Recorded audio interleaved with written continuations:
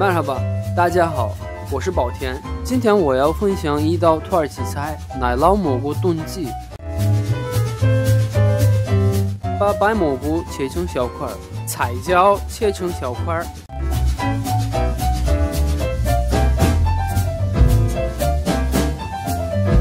番茄切成小块，蒜头切片，土豆去皮切丁，洋葱切片，鸡胸肉也切丁。开中火，锅烧热之后，放入巴达木，巴达木炒到有点焦香，就可以盛出来了。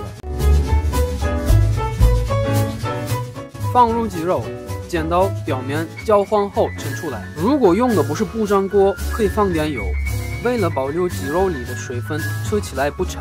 煎的时候不要一直去翻动鸡肉。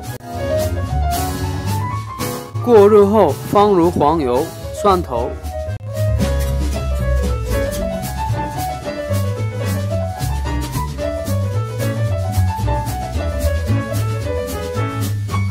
等蒜头的香味出来后，放入土豆、彩椒、白蘑菇，炒5分钟左右。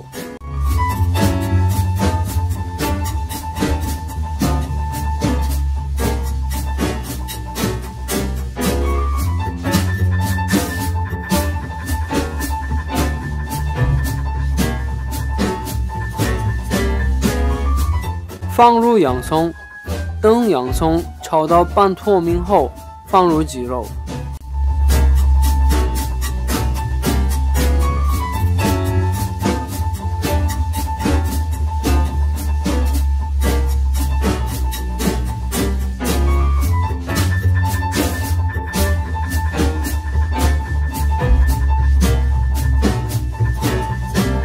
加入巴达木、番茄。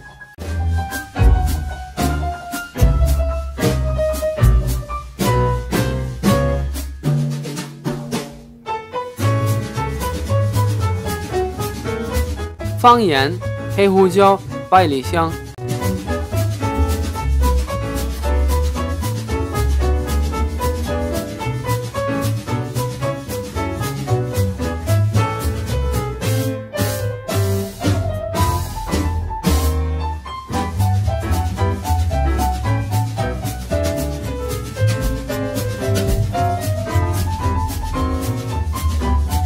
拌炒均匀后，盛到烤盘里。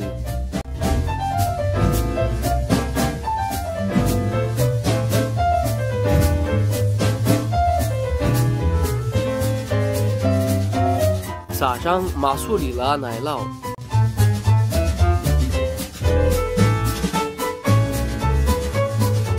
烤箱200度预热后，相同温度下烤10分钟左右。好，奶酪蘑菇炖鸡就做好了。